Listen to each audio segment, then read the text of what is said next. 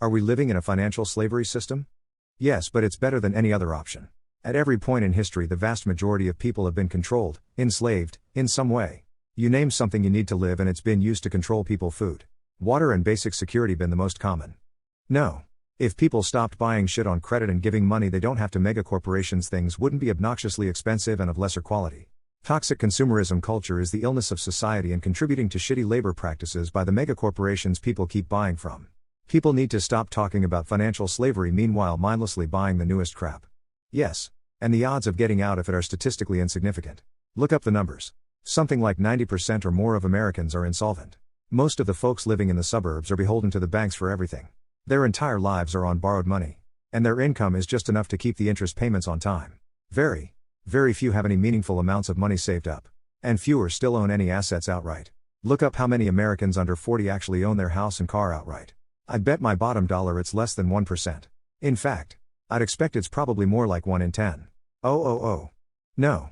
Absolutely not. Slavery has a definition.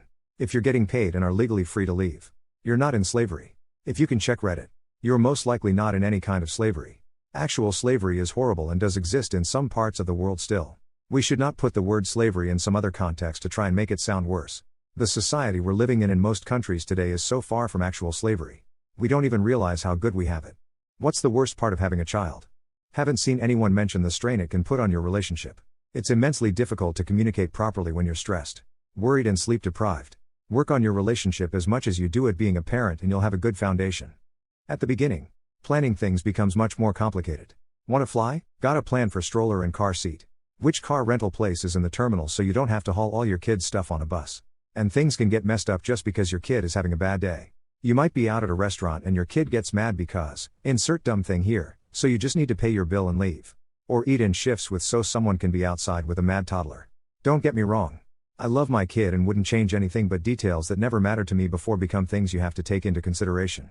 Yeah, cosign on constant worry. Having a kid is like having a little piece of your heart running around in the world. When they're sick or get disappointed or just feel sad, it's worse than having it happen to you. Yet at the same time, you need to let your kids work through those things to learn to handle them. If you give in to the worry and try to shield them from everything, you risk creating harmful codependence. So it's a constant struggle. But worth it. From a greedy perspective, you lose a lot of the freedom that you had from before you had a kid. It is harder to go out. You can do what you want to do less often by far. You can also lose the time you used to have with your significant other. From a loving perspective, you are always worried about doing a good job as a parent. Or being worried about their safety in general. I hope that doesn't sound negative. It has just been my real experience. I have 2 elementary-aged kids and that is what came to mind for me. Men who have never been asked out by a girl and or are rejected almost every time they ask. How do you not let it bother you? The key is to ask yourself if you really want to be in a relationship. I am 15, have been in only one and I wouldn't pursue anymore. Find stuff to do. Creating board/computer games worked for me, and you will find yourself not having time for all of that stuff. A lot elbow comes from introspection. At least I am pretty sure that is how you translate it into English. This is hard to explain, but basically you need to think, do I really want that, and etc.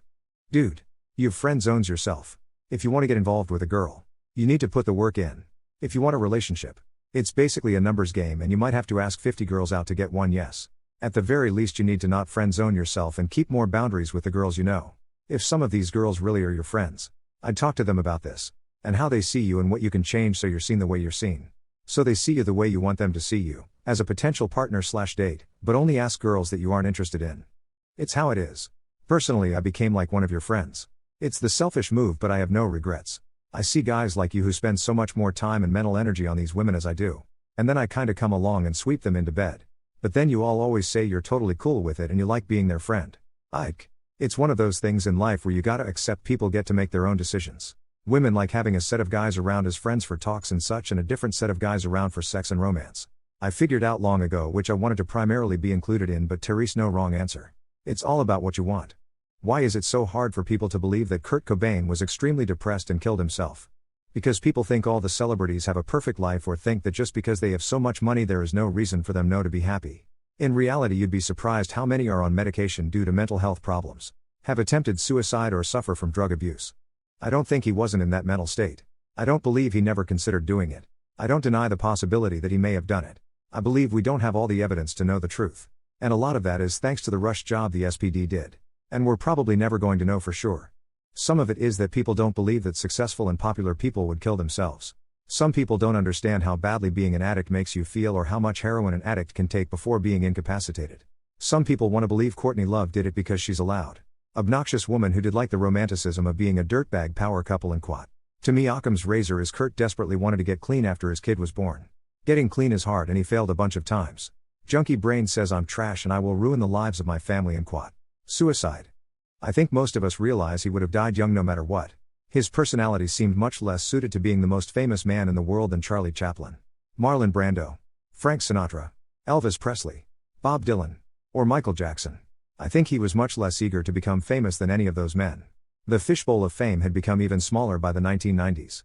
Courtney Love already had a child with him, so I think she had more to gain by him surviving than dying. Unless money wasn't her goal at all.